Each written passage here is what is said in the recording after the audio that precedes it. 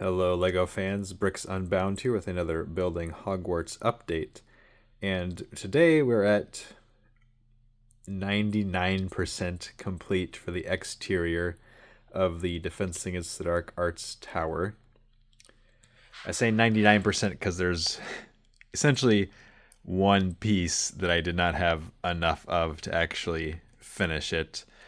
But let's take a look around. So I reduced the number of windows up here from 5 down to 4, which I think looks a little bit less crowded. Maybe someday I'll even reduce it down to 3. It's kind of up to whatever I feel like doing there. I've seen in the various Harry Potter games and things anywhere from 3, 4, 5, 6 different windows there. So I think I'm going to leave it at 4 for a little bit, see if I like that. But I think it spaces out fairly well with 4 windows at the top layer here. Coming around the side, so the rest of this from about here down was here in the previous update. But this section has been added. I guess there were a couple parts I'm missing. So I need more of these inverted slope pieces here that are 3 long with slopes going both directions. So I didn't have enough to do that section on this side or the other side. Was just a few short. So I'll have to get an order going for those. And it does just repeat what happens over on the library section here. And then, of course, just mirrors it on the other side of this same building, which is true to the model as far as I could tell from pictures. I think it's a good enough look. We'll continue around. So as I mentioned previously, the tops of these towers don't have the spires like we see over there. That is intentional, which is actually kind of also fortunate because I don't have any more of those pieces anyway. Another piece I'm missing are the convex corners in tan. So this piece right here, I just didn't have any more of those. I need 6 total for this tower. So 1, 2, 3, and 3 on the other side. This roof does come off here in the middle, just like that, so you can see down inside.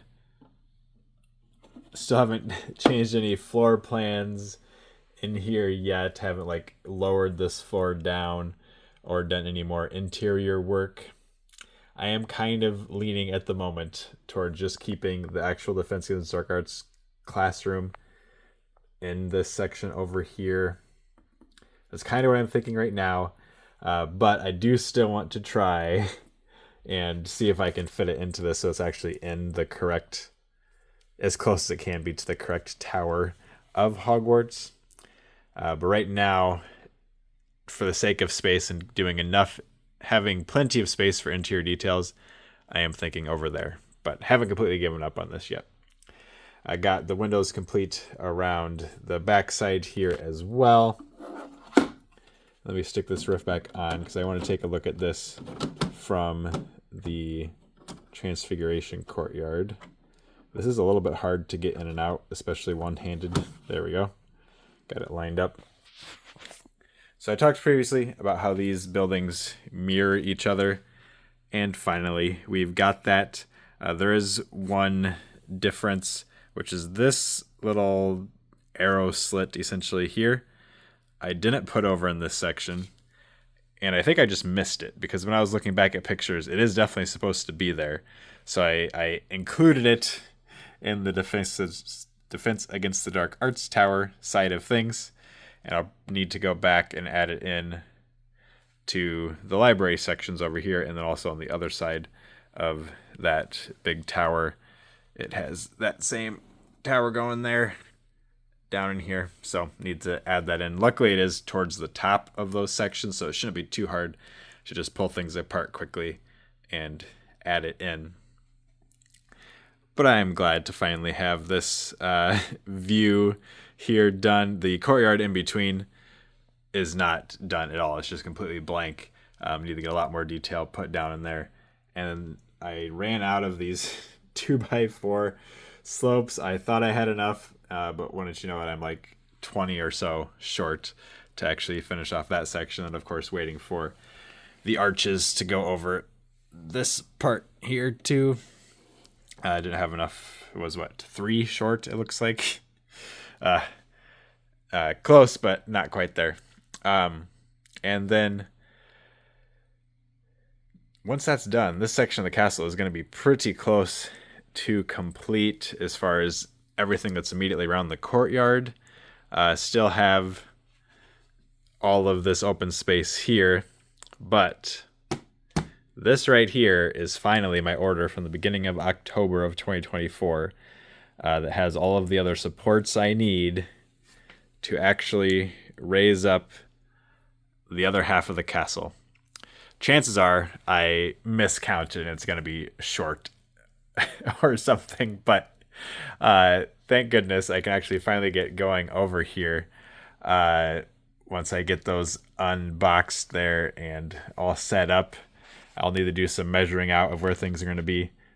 Obviously, the owlery isn't going to continue to sit there.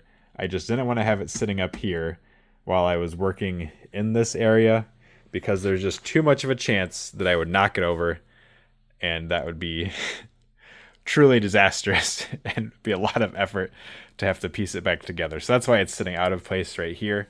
And obviously when I'm raising everything up, I'll just have to move it probably just over to an empty spot in my city.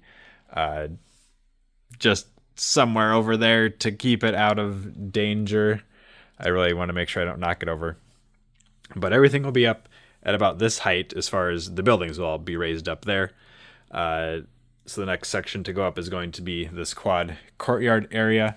The nice thing is back here, it already is above the challenges for the Sorcerer's Stone. So that section already has height on it. And then I'll just have a section here and then raise up there too. I don't think there's going to be anything under like this section of the castle just because there's no way to reach it. It'll just be the supports. I don't know about here. I think I'll just do supports for now, and then I can add things in there later if I want to. This rectangle of plates here is approximately the length that the suspension bridge is going to be, because there'll be a section of castle that juts out a little bit here with a couple of towers and then a door that lets out onto the bridge. Or maybe just a passageway. I'll have to look at pictures again. But there'll be an opening of some kind where people can leave to get across the suspension bridge. I have ideas for how I'm going to be building this, so that's exciting. But that's approximately the length we're looking at, and the width, really. So about 10 to 12 studs wide, and then, I don't know, 60, 64 or something like that studs in length. So it will be pretty big. I'm slightly concerned about stability of it, but I think I have a couple of ideas to avoid it collapsing under its own weight.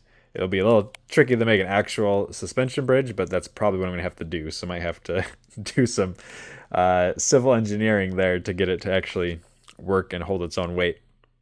But that's actually going to do it for this video. So my plan is now to start elevating everything here, the quad courtyard area first, and then I can work on this bridge in between. Of course, I have to build these little towers here as well. But finally going to be able to get some more parts of the castle elevated instead of just this one half. So that's pretty exciting.